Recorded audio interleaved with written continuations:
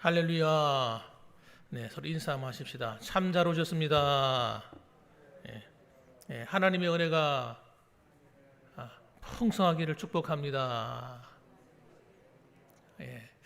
하나님의 은혜와 축복이 함께하는 복된 날이 되셨으면 좋겠습니다.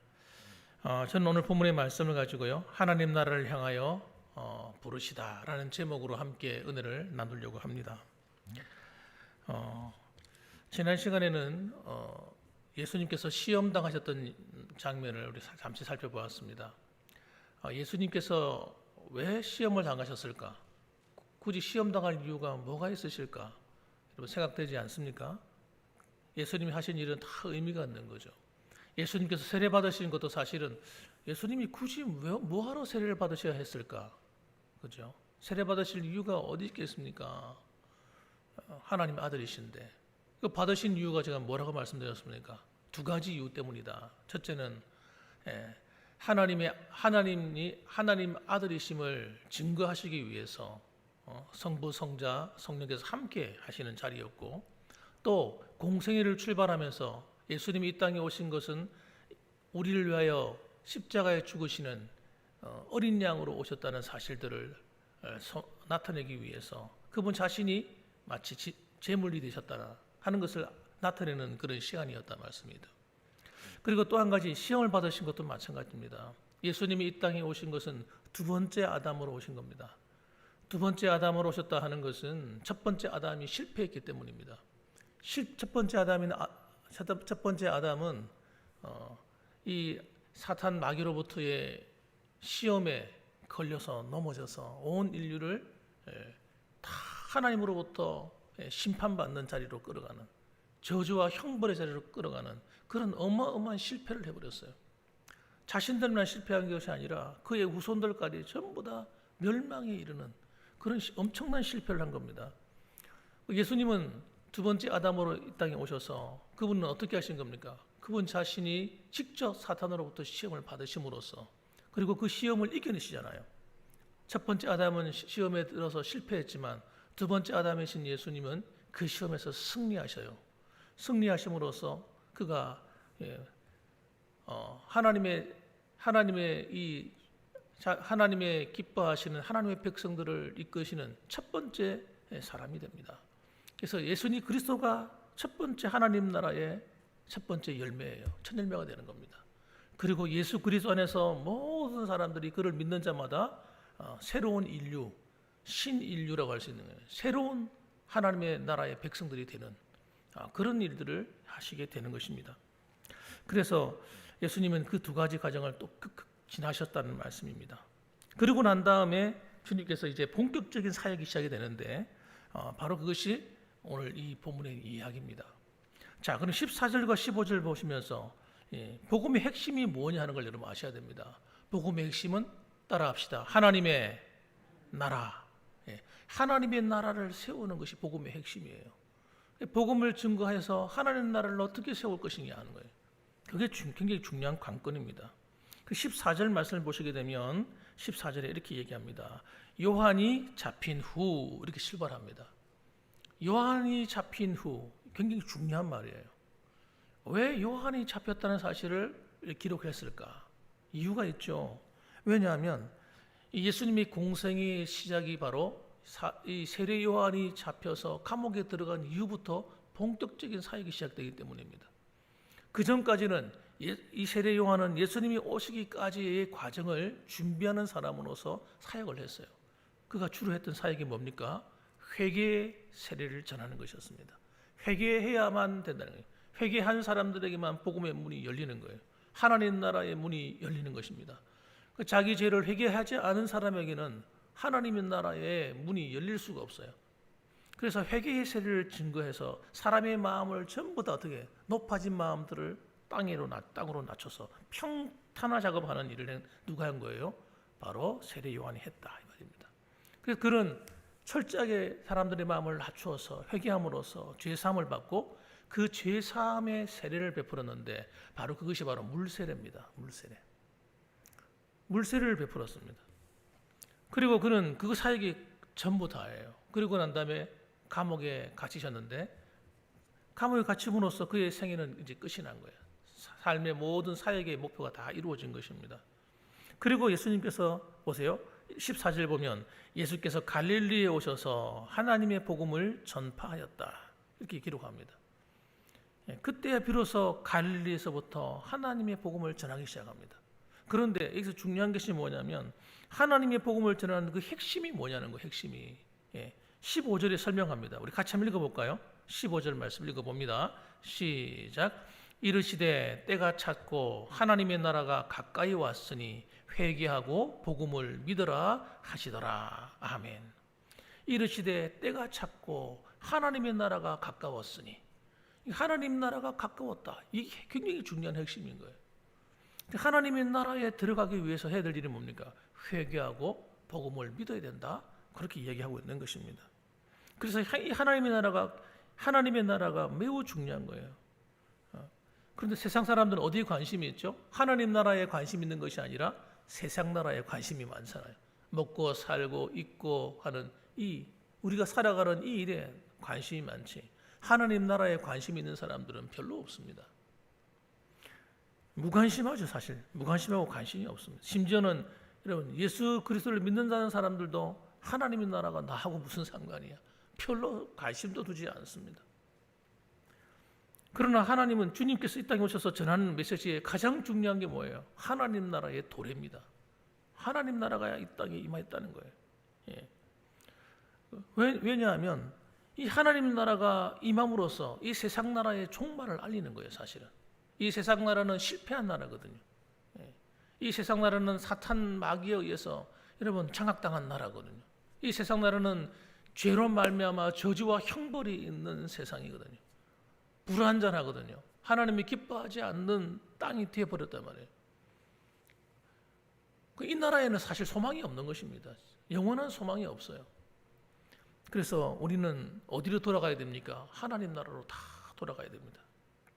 이 당시에 이스라엘 백성들의 마음속에는 어떤 마음이 있었냐면 정말 하나님의 나라에 대해서 갈망하는 마음이 있었어요. 빨리 하나님 나라가 임해서 메시아가 오셔서 우리나라를 해방시켜 줬으면 좋겠다. 그 이유가 뭐라고 제가 말씀드렸죠, 예전에.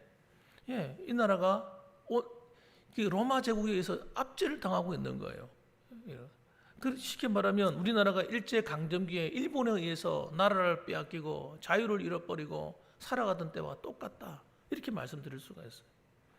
심지어는 언어까지도 빼앗겼잖아요. 나중에는 말도 우리나라 말을 잘 쓰지 못했어요. 교육할 때도 일본말로 가르치고, 심지어는 이름도 창시 기명이라고 그래가지고 이름도 일본식으로 다 뜯어고치고, 우리의 문화까지도 다 빼앗기는 정말 그런 일이 있었단 말이죠.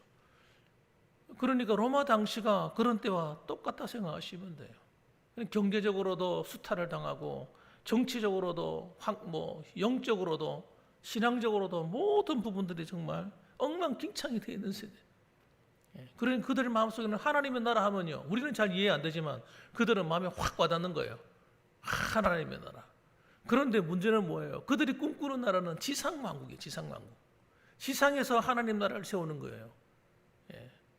그 지상 나라를 세울 때 그들이 생각하는 메시아는 누굽니까? 다윗 왕이 다윗 왕. 다윗 같은 왕이 와서 그 당시에 그 주변 나라를 다 물리쳐서 세계를 제패했던 것처럼 그런 왕이 태어나가지고 정말 세계를 제패해서 우리나라를 로마로부터 해방시켜버리는 그런 지상 왕국을 꿈꿨단 말입니다. 그런데 하나님이 꿈꾸는 것은 여러분 이스라엘의 해방이 아닌 거예요. 이스라엘 그 조그만 나라, 강원도 땅만한 나라, 그 나라의 해방과 그 나라의 하나님이 되시기 위해서 예수님께서 오신 것이 아니라 더 근원적인 문제, 하나님이 창조하신 이 세상, 하나님이 창조하신 이 세상이 타락해서 부패해서 온 열방이 다 하나님을 배반해버리고 잘못된 길로 가버렸잖아요. 하나님은 이 나라에 있는 모든 사람들뿐만 아니라 전 세계에 있는 모든 사람을 구원하는 하나님의 나라를 꿈꾼 겁니다. 그리고 그 나라는 이 지상에만 머무는 나라가 아니라 영원히 세워지는 하나님의 나라. 다시 말하면 저 천국과 이 땅과 하나가 통일되는 나라. 그 나라를 꿈꾸고 있는 것이에요. 그래서 하늘에서 하나님이 그 뜻이 이루어진 것처럼 이 땅에도 그 뜻이 이루어지길 원하시는 그 하나님의 나라, 그것을 꿈꾸고 계셨다 이 말씀입니다. 그래서 이런 복음을 전하니까 이 이스라엘 백성들이 이게 안 믿어지는 거예요. 자기하고는 별 상관이 없다고 여기는 거예요. 예수님께서 십자가에서 돌아가실 때에 주님께서 오셔서 당하시는 여호와의 종, 그 이사야서에 나오는 그 고난받는 종, 바로 그 모습이 메시아의 모습인 걸 그들은 몰랐던 겁니다. 그래 고난받으니까 이제 소망이 없구나 하고 가룟 유다도 배반해 버린 거예요. 여러분, 하나님의 나라는 여러분 이 땅에 속한 나라가 아닙니다. 여러분, 이 땅보다 더 거대한 나라죠. 그 나라를 세워가고 다시 건설하려고 하는 것이 하나님의 뜻이다 이 말입니다. 그래서 하나님은 그렇게 하시기 위해서 제일 먼저 해야 될 일이 뭐겠습니까? 이 땅을 지배하고 있고 사람들을 지배하고 있는 두 가지를 반드시 없애야 됩니다. 그것이 뭐냐면 죄의 권세입니다. 이 죄의 권세가 우리 모든 인류를 불행하게 만들기 때문에 죄의 권세로부터 자유케 하기 위해서 예수님께서 십자가에서 자신의 생명을 바치고 피를 흘려주신 겁니다. 그리고 예수님의 십자가의 그 보혈의 피 외에는 이 죄의 권세를 무너뜨릴 다른 방법이 없는 거예요. 그 죄로 말미암아 찾아오는 인류를 불행하게 만드는 모든 저주와 불행과 형벌로부터 자유케 할 다른 방법이 없는 겁니다. 그래서 예수님을 정말 예수님의 십자가의 그 피를 믿는 사람마다 자신이 전 모든 죄와 저 아담으로부터 내려오는 모든 유전적인 이 죄, 이런 죄로부터 자유케 되어 버리는 것이죠. 그 형벌로부터 자유케 되는 것이죠. 하나님의 은혜가 우리로부터 새롭게 거듭나게 만들어 버리는 거예요. 두 번째는 뭐냐? 사탄의 권세로부터의 해방입니다. 사탄의 권세. 여러분, 우리를 불행하게 만드는 것은 근원적인 우리의 원수가 있는데, 우리를 범죄케 하고 타락시킨 그 원흉이 있는데, 그 원흉이 사탄이에요. 그래서 여러분, 교회 안에서 어떤 사람들은 왜 자꾸 사탄 얘기하냐, 마귀 이야기하느냐, 어떤 사람들은 그런 말 하는 사람이 있어요. 여러분, 이 사탄의 흉계를 모르고 사탄의 정체를 드러내지 아니하고서는 여러분 신앙에 대한 얘기를 할 수가 없어요. 할 수가 없어요.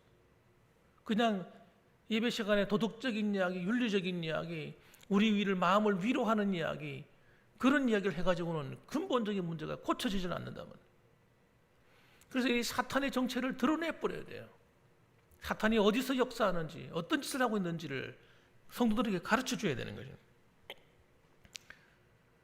여러분, 이 사탄이 사실은 그 배후에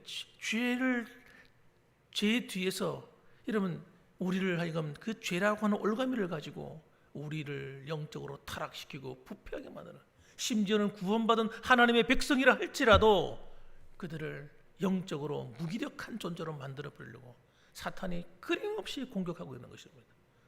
이 사실들을 이 사실은 여러분 우리의 삶 가운데 끊임없이 일어나고 있음에도 불구하고 성도들이 모르고 넘어가는 거예요. 모르고 넘어가는 거예요.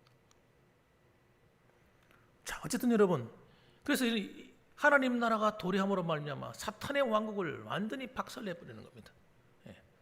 그다음에 두 번째로는 여러분, 하나님 나라를 위해서 그래서 하나님은 일꾼을 부르시는 거예요. 하나님의 나라는 여러분 하나님의 사람들을 통해서 일을 하십니다. 그래서 16절 말씀 같이 읽어보시겠습니다. 16절 말씀 읽어봅니다. 갈릴리 해변으로 지나가시다가 시몬과 그 형제 안드레가 바다에 금을 던지는 것을 보시니 그들은 어부라, 그렇게 말씀하고 있습니다. 하나님 나라를 위해서 주님께서 제일 먼저 하시는 뭐며 복음을 전하기 전에 앞서서 하신 일이 뭐냐? 바로 그것은 제자들을 부르시는 것이었습니다.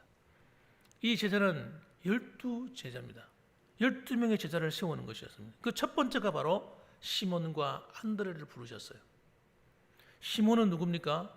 바로 시몬이라고 하는 베드로를 말합니다. 이 베드로는 별명이에요. 별명이고 베드로의 본명이 시몬입니다. 그런데 왜 시몬보다 베드로라는 별명이 더 많이 알려졌느냐? 이 베드로라는 말 속에 하나님이 이 시몬을 향한 계획이 들어있기 때문에요. 그 베드로라는 말의 그 의미가 뭡니까? 반석, 이런 뜻이거든요. 반석. 그래서 페트로스 이렇게 말이죠. 페트로스. 여러분, 이 페트라 하면 큰 돌 반석이고 페트로스 하면 사람한테 갖다 붙이는 말이에요. 그러니까 여러분, 이 베드로는 어떤 사람인가? 바로 믿음이 반석 같은 사람이 되어서 많은 사람들의 영혼을 구원할 자라 이 말입니다. 그래서 주님께서는 시몬이라고 부르지 않고 베드로, 다른 사람도 베드로로 따라 불렀죠. 그 형제 안드레, 동생이겠죠. 안드레는 안드레 두 사람이 바닷가에서, 갈릴리 바닷가에서 그물을 이렇게 던지고 있었는데 그때 주님께서 찾아오셔서 그들을 불렀습니다. 그러면 도대체 왜 예수님께서는 공생애를 시작하면서 12명의 사도를 세우셨는가 하는 거예요. 한 명도 있고 두 명도 있고 5명도 있고 20명도 있고 그렇지 않습니까? 30명도 있는데 왜 하필이면 12이냐 이거예요. 이 히브리인에게 있어서 이 12이라는 숫자가 매우 중요합니다. 그래서 이 12이라는 숫자는 무엇을 의미하냐면 government, 정부를 의미하는 거예요. 정부. 그래서 하나님께서는 이 12지파를 통해서 뭐 하셨죠? 구약의 이스라엘 나라를 만드셨어요. 마찬가지로 하나님께서는 신약의 하나님의 나라를 세우시면서 어떻게 하셨느냐? 12명이라는 사도를 부르신 것은 굉장히 상징적이고 의미가 있는 것이에요. 그래서 12명을 세워서 내가 하나님의 나라를 세우겠다 하는 간접적인 의지가 들어있는 것입니다.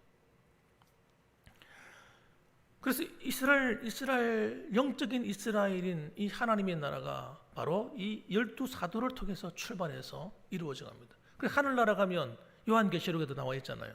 24장로. 24장로가 하늘나라의 대표입니다. 대표. 그래서 구약의 12장로, 12지파의 12장로, 신약의 12사도 이렇게 해서 더하면 24장로가 되는 거죠. 바로 하나님 나라를 세우는 뼈대를 세우겠다고 하는 것을 말하는 것입니다. 그래서 하나님께서는 12명을 부르셨는데 이 12명의 사도가 되는 것은 너무나 영광스러운 것이었어요. 왜냐하면 영원히 하나님 나라에서 존중받는 이름이 될 것이기 때문에. 그 가치가 어마어마하게 큰 거죠. 그들은 그 당시에 그 정도 가치를 생각하지 않았을지 모르겠어요. 그런데 그 가치가 얼마나 아름다운 것이었습니까? 저와 여러분 가운데 12명 사도 가운데 한 사람의 사도가 된다고 한다는 것은 여러분 굉장한 영예로운 것입니다. 자, 그래서 여러분 이 일들을 주님께서는 계속해서 하시는데 12명의 사도만 부르시는 것이 아니라 지금도 하나님 사도들을 부르고 계세요. 일꾼들을 부르고 있습니다. 우리 세 번째로는 따라합시다. 하나님의 나라를 위해서 교회를 세우셨습니다. 하나님 나라를 세우기 위해서 지금도 하나님 초대 교회를 세우셨고 지금도 교회를 세워가고 계신 거예요.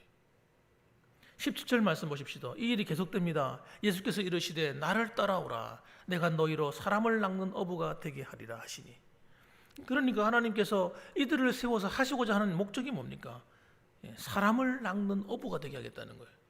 이건 비유법입니다. 비유법. 그들이 물고기를 잡고 있는 어부다 보니까 주님께서 머리에 팍팍 꽂히도록 쉽게 설명하기 위해서 이 어부가 물고기 잡는 것을 가지고 비유를 한 거예요. 그러니까 그들은 마음에 금방 와닿았을 거예요. 이 말이 무슨 말인지. 너희가 물고기를 잡듯이 내가 너희로 많은 사람을 낚는, 많은 사람들의 영혼을 거두어들이는 어부가 되도록 하겠다. 영적인 어부가 되게 하겠다. 그런 말씀을 하시는 겁니다. 그래서 여러분 초대교회는 어떤 교회입니까? 초대교회는 여러분 전도하는 교회예요. 사도행전을 읽어보시면 사도들의 행전은 결국은 사도와 그리고 교회가 떼어놓고 설명할 수가 없잖아요. 사도들뿐만 아니라 교회 그 안수 14들부터 시작해서 성도들이 모두가 어떻게 합니까? 핍박이 온다고 두려워 떨고 숨어버리는 것이 아니라 핍박이 오면도 불구하고 핍박받는 걸 즐거워했어요. 기뻐했어요. 기뻐하고 오히려 이런 감옥에 갇혀도 더 영광스럽게 여기고 그러고서 더 열심히 복음을 전한 겁니다. 초대교회는 여러분 전도하는 교회였습니다. 그래서 부활의 증인으로서 사명을 감당했습니다. 여러분 마찬가지입니다. 초대교회만 그런 것이 아니라 지금 현존하는 모든 교회들도 초점을 어디 맞춰야 됩니까? 전도하는 교회가 되어야 된다는 거예요. 이것이 여러분 사명인 거예요. 사명. 교회는 여러분 부르심에 대한 목적이 있는 겁니다. 그 부르심에 대한 목적이 제1번이 뭐냐? 영혼을 구원하는 사역이다.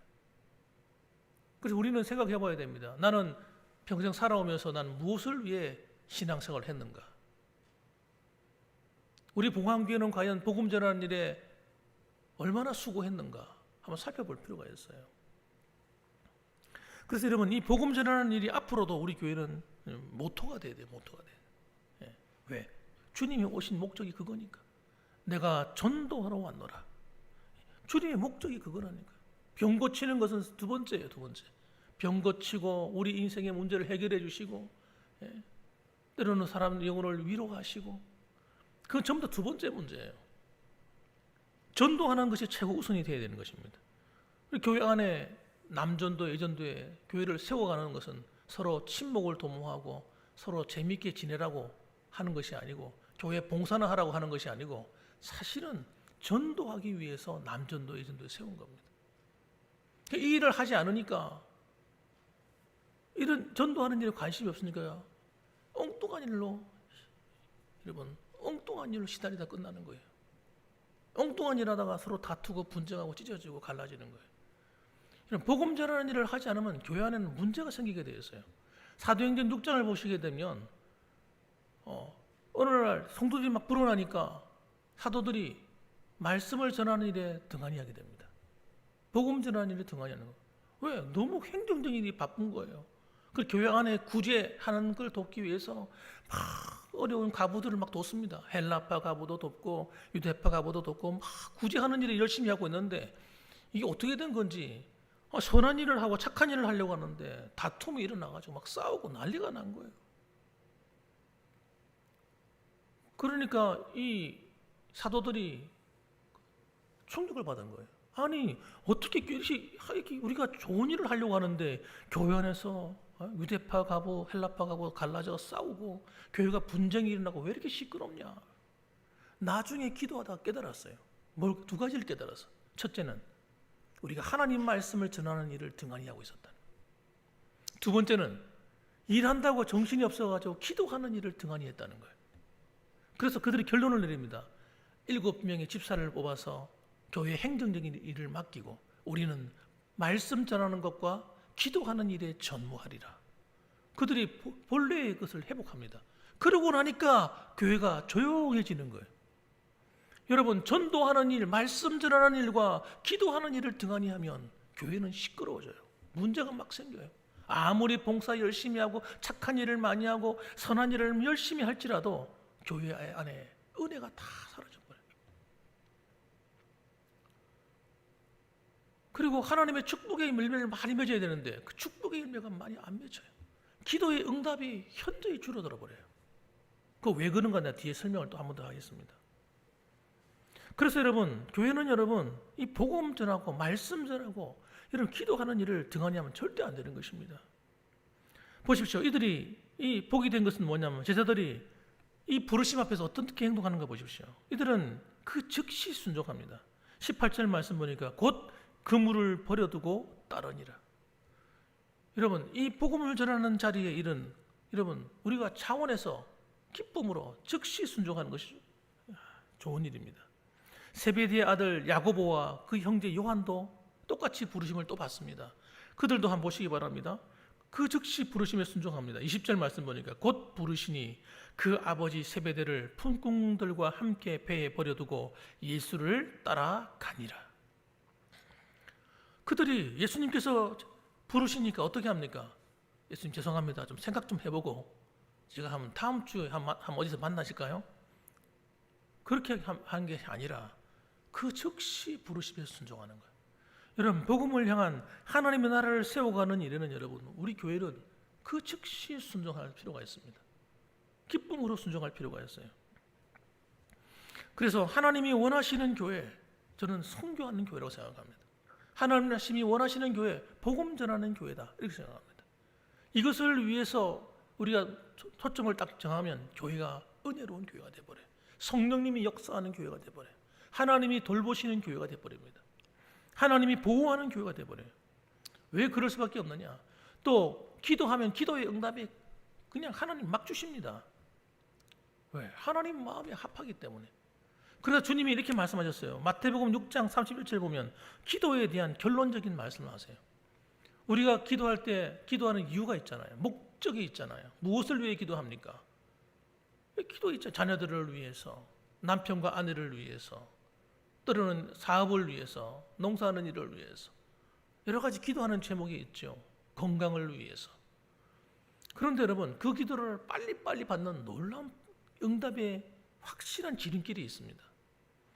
그것을 마태복음 6장 마지막에 기도에 대한 얘기를 가르쳐 줍니다. 31절 이렇게 말씀합니다. 그러므로 염려하여 이르기를 무엇을 먹을까, 무엇을 마실까, 무엇을 입을까 하지 말라. 이는 다 이방인들이 구하는 것이라. 너희 하늘 아버지께서 이 모든 것을 너희에게 있어야 할 줄을 아시느니라. 주님 그렇게 말씀하셨어요. 여러분, 우리는 이방인들처럼 구하면 안 된다는 거예요. 이방인들은 무엇을 위해 기도합니까? 자기의 목적을 이루기 위해서 기도합니다. 자기의 필요를 위해서 기도합니다. 그런데 우리가 믿는 우리가 똑같이 기도하면 어떻게 돼요? 그건 다 이방인들이 구하는 거야. 하나님이 다 알고 계셔. 여러분 그렇게 말씀하시는 거예요 지금. 그래서 기도 응답받는 비결을 가르쳐 주는데 이렇게 말씀합니다. 33절 말씀. 그런즉 그러므로 결론적으로 이런 말씀이에요.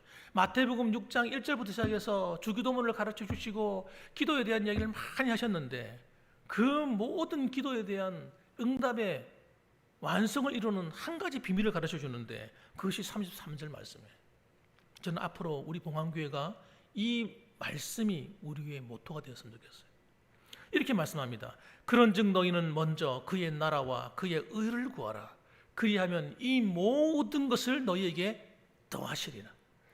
여러분, 이 말씀이 얼마나 중요한 말씀인지를 지혜 있는 사람은 빨리 깨달으시기 바랍니다. 우리가 몸부림쳐 기도해도 얻지 못하는 것을 여러분 이것을 위해서 기도하면 반드시 이루게 줄 하나님 응답해 주신다는 거예요. 너희는 먼저 그의 나라와 그의 의를 구하라는 거예요. 그의 나라가 뭡니까? 하나님의 나라죠. 그의 나라는 어떻게 구하는 겁니까? 그의 나라가 확장되어 가도록 그 나라의 백성들이 구원받아 하나님께 돌아오도록 하는 일에 그것을 목적을 놓고 기도하는 교회, 그러한 성도들에게는 하나님께서 이 모든 것을 더해준다는 거예요. 정말 놀랍지 않습니까? 실제로 여러분 이 비밀을 깨달은 사람들이 여러분 주의 복음을 위해서 자기 인생의 모든 초점을 딱 맞추는 거예요. 그러니까 하나님이 축복할 수밖에 없어요. 교사가 되는 사람이 교사가 되는 목적이 뭐냐 하는 목적 의식도 없이 교사가 되는 사람 많아요. 돈 벌기 위해서. 내가 어떤 직분을 갖고 내가 무엇을 세상에 나가서 성공하고 싶어 하지만 그 성공을 해서 뭐 할 건데 도대체. 무엇을 위해 성공하냐? 나 자신 발 먹고 잘 사는 걸 위해서 구하는 사람들이 널려 있는데 그거는 세상 사람들도 똑같이 구하는 것이에요. 그래서 응답이 없는 거예요. 하나님이 우리에게 주시고 복을 주시고자 하시는 것은 우리도 잘 될 뿐만 아니라 하나님 나라를 이루는 데 목적이 있기 때문에 하나님 내가 예를 들어서 내가 학교 교사가 되길 원합니다. 그 교사가 돼서 뭐 하려고? 아이들에게 하늘나라 복음을 가르쳐 주려고 전하려고. 여러분 내가 어떤 사장이 되고 어떤 학자가 되고 교수가 되고 내가 어떤 무엇이 된다 할 때 그것을 통해서 하나님의 영광을 드러내고 하나님의 복음을 전하는 삶을 살기 원합니다. 이 목적 자체가 다르잖아요. 돈을 벌면 하나님 나 자신을 먹고 위해서 날 채우기 위해서 하는 것이 아니라 하나님 나라의 복음을 위해서 하나님 쓰길 원합니다. 하나님 나를 좀 써주십시오. 이런 멋있는 기도 말입니다. 그 뒤에는 그 의를 구한다는 말은 여러분 하나님 나라와 그 의를 구한다는 말은 굉장히 중요한 말이에요. 그 의는 뭡니까? 불의하지 않는 겁니다. 정말 하나님 나라를 구하는 사람은 불의하면 안 돼요. 어떻게 하면 하나님 앞에서 의로운 삶을 살까를 고민할 줄 알아야 됩니다. 그걸 위해 기도하는 거예요.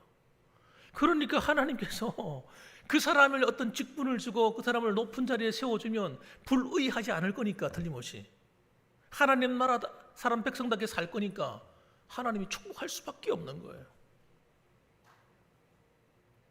저는 우리 젊은이들부터 이렇게 앉아 계신 모든 분들에게 여러분 이 비밀을 가르쳐 드립니다.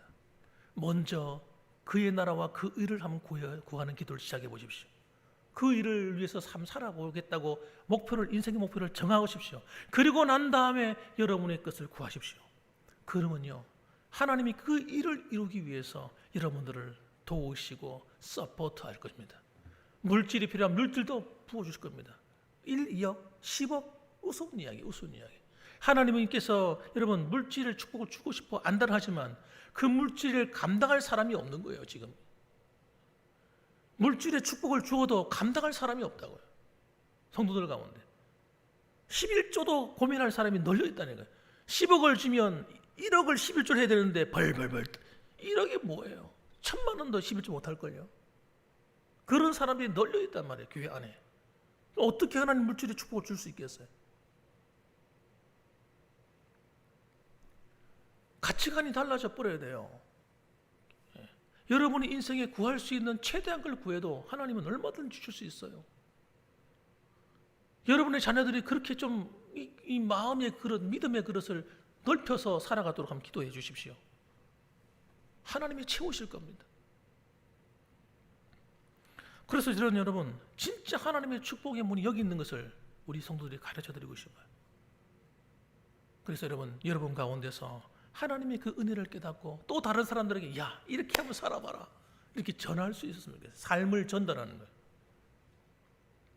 그리함으로 말미암아 여러분과 여러분의 가정과 주의 몸된 교회가 영원히 하나님 나라에서 빛나는 많은 사람을 의로운 길로 인도한 자는 하늘의 별과 같이 빛난다 했는데 하나님 그렇게 되기를 주님의 이름으로 축복합니다. 아멘. 기도하십시다.